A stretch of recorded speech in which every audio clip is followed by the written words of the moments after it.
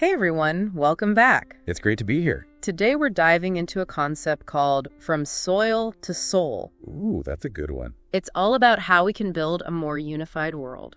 And how we can reach our full potential as humanity.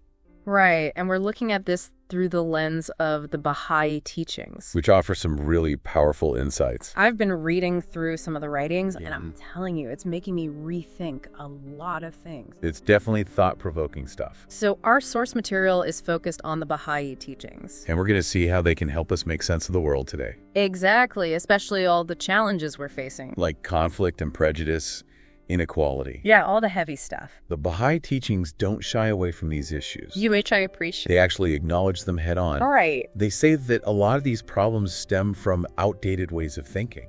Okay, I can see that. Like we're clinging to systems and traditions that no longer serve us. It's like we're running on old software. Exactly. Yeah. There's this quote from Bahá'u'lláh. Who's that? Oh, he's the founder of the Bahá'í Faith. Okay. He said, "The well-being of mankind, its peace and security, are unattainable unless and until its unity is firmly established." That's powerful. It's basically saying that disunity is at the root of so many problems. So to achieve peace, we need to address that disunity. Exactly. Okay, but how do we even begin to do that? That's the big question, It right? feels like such a massive undertaking. Well, the Baha'i writings talk about the need for a complete transformation Transformation of what? of our thought patterns, our mindsets. So it's not just about changing external systems, It's about changing ourselves from the inside out. like an internal makeover. Kinda. But seriously, how do we actually do that? Well, they use this really interesting analogy. Oh, I love analogies. They say that humanity needs a new operating system. Like for our brains. Exactly. Yeah. We need to replace the outdated programming. With something more compatible with the world today. Exactly. The old ways of thinking just aren't cutting it anymore. Okay, I'm intrigued. But they don't just leave us hanging with this idea. So there's more. Oh, yeah. Tell me more. They actually offer concrete principles and practices. To help us make this upgrade happen? Precisely. They give us a roadmap for personal and societal transformation. Okay, now we're talking. This is where things get really interesting. So spill the beans. What are some of these principles? Well, one of the most fundamental is the oneness of humanity. Okay, I've heard that before. But they don't just throw that phrase around lightly. So it's more than just a feel-good concept. Exactly. They delve into how this principle can be applied In practical ways. in all aspects of life. Give me an example. Like when it comes to conflict resolution, Oh, that's a big one. they emphasize the importance of consultation. Consultation, what's that? It's about creating a space for respectful dialogue Where everyone can share their perspectives. and work towards solutions that benefit the whole. So it's not about winning an argument. It's about finding common ground. And recognizing our interconnectedness. Exactly. Our well-being is tied to the well-being of others. That's a powerful idea. It is, isn't it? But if I'm being honest, I struggle with this sometimes. Oh, I totally get it. Like, what about when you're dealing with people who are just unreasonable? Or when you feel like your needs are being ignored. How does consultation work in those situations? That's a great question. And it's something that Baha'i writings address. Really? They acknowledge that consultation requires certain qualities. Like what? Patience, humility. And a willingness to detach from our own ego. It's not always easy, No, definitely not. but they offer guidance on how to develop these qualities. So it's about inner transformation as well as outer change, Precisely. And that inner transformation is essential for tackling prejudice. which is another major obstacle to unity. I don't just say be less prejudiced. They offer tools for actually examining and transforming our biases. Okay, this new operating system analogy is really starting to click for me. It's about upgrading our internal software. Our thoughts, our attitudes, our behaviors. And another key principle in this upgrade is the equality of men and women. Okay, this is huge. It's about replacing patriarchy with true equality. But patriarchal ideas are so deeply ingrained. I know, it's a long road. So how do the Baha'i teachings approach this differently? They offer a powerful vision of equality. Can you give me an example? Abdul-Baha, the son of Baha'u'lláh, said, "The world of humanity is possessed of two wings, the male and the female. So long as these two wings are not equivalent in strength, the bird will not fly." Wow, that's beautiful imagery. It's about recognizing the equal importance of both men and women. For humanity to truly soar. Precisely. They believe that true progress requires the full participation of both. In all aspects of society. Exactly. I'm really curious to hear more about how this principle is put into practice. Well, for one, the Baha'i community itself is structured to promote equality. How so? There are no clergy, and both men and women can serve on councils.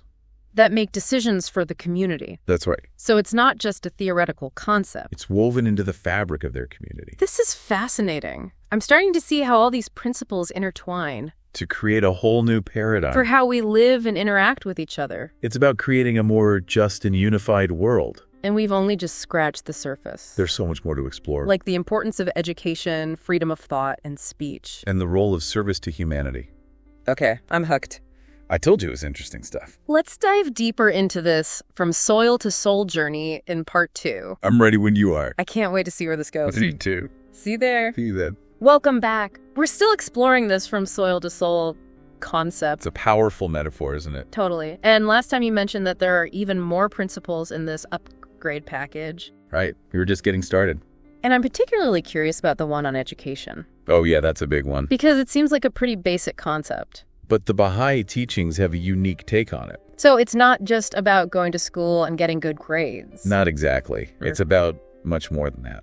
So what's their perspective? They see education as essential for creating a more just and unified world.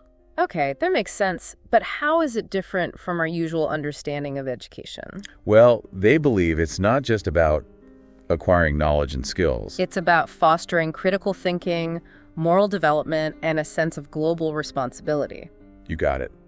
It's about who you become, not just what you know. So it's not just about stuffing our brains with facts. It's about developing our character and our capacity to contribute to the world. I like that. It's a more holistic approach. Exactly. And they believe that everyone should have access to this kind of education. Regardless of their gender, race, or social status. They call it universal education. It's a pretty ambitious goal. It is, but imagine a world where everyone has the opportunity to develop their full potential. That would be incredible. And it's not just about individual development either, right? Right. They also talk about the need for an educational system that promotes understanding between different cultures and religions. Because if we want a unified world, we need to start by understanding each other better. Exactly. But how do we teach people to appreciate and respect those who are different from them? That's a tough one. It's easy to say, but much harder to do. Well, the Baha'i writings emphasize the importance of studying history and culture from multiple perspectives. So it's about seeing the world through the eyes of others. And recognizing that our differences are a source of strength, not division. Instead of trying to erase our differences, we're celebrating them. And seeing how they enrich the tapestry of human experience. I love that. It's a beautiful way to look at it. It is, isn't it? But let's be real. The world is full of prejudice and discrimination. How do we move beyond those deeply ingrained biases? That's the million-dollar question. Well, this is where that inner transformation we talked about comes in. The operating system upgrade. Exactly. Remember the practice of detachment. Vaguely refresh my memory. It's about learning to step back from our own ego-driven perspectives and see the world through a more objective lens. So it's about letting go of that fear-based thinking. And opening ourselves up to new perspectives. Which allows us to see the inherent worth and dignity of every human being. Regardless of their background or beliefs. I see how that ties into the idea of eliminating prejudice. It's about recognizing our shared humanity. This new operating system is about so much more than just adopting new beliefs. It's about a fundamental shift in consciousness. A way of seeing the world and our place in it. And another key element of this shift is the principle of servile to humanity. Okay, this is one I struggle with. It's easy to get caught up in our own lives. I'm already so busy. How can I possibly prioritize service to others? It's not about adding another item to our to-do list. So how do we approach it? They say it's about shifting our perspective on what truly matters. And seeing service as a privilege, not a burden. It's a way to express our love for humanity. And contribute to the betterment of the world. I like that it's about finding ways to integrate service into our everyday lives. In whatever ways we can, big or small. They say that even small acts of kindness can have a ripple effect. Exactly. It all contributes to creating a more compassionate world. But what about those really big issues facing humanity?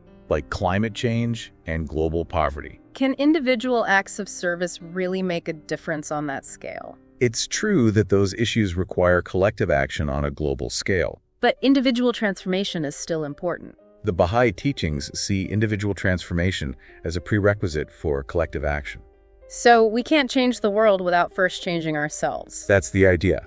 And they see these individual acts of service as building blocks for a more just and sustainable world, So as more individuals embrace these principles, it creates a ripple effect. leading to a shift in consciousness and ultimately societal transformation. Okay, now I see how it all ties together. It's not just about adopting new beliefs. It's a fundamental shift in how we see ourselves, our relationship to others, and our responsibility to the world.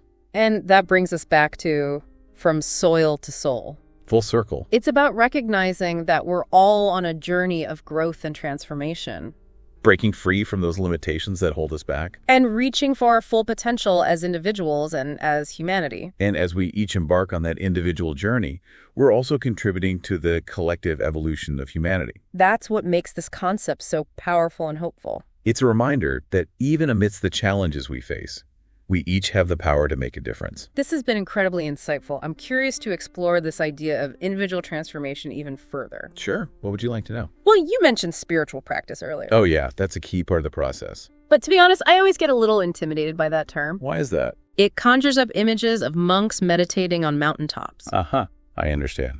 But the Baha'i teachings have a more down-to-earth approach to spiritual practice. They see it as any activity that helps us connect with our inner selves and develop our spiritual qualities. So it's not just about formal rituals. It's about bringing a sense of mindfulness and intention to our everyday lives. That makes it feel much more accessible. Exactly. It could be prayer or meditation, spending time in nature, or simply being more present in our interactions with others. So it's about finding ways to nourish our souls in the midst of our busy lives. And one of the specific practices they recommend is daily prayer. Okay, but what is prayer in the Baha'i context? It's a way to connect with the divine To seek guidance and strength? and to cultivate qualities like humility, gratitude, and compassion. So it's not just about asking for things It's about aligning ourselves with a higher power. and opening ourselves to spiritual transformation. You got it. And they have specific prayers revealed by Bahá'u'lláh and Abdul-Baha that they recommend reciting daily. So there are specific prayers in the Bahá'í Faith. Yes, they offer guidance, inspiration, and a way to focus our minds and hearts on spiritual principles. It's interesting. I've always thought of prayer as a very individualistic thing. But the Baha'i teachings also emphasize communal prayer. What's that like?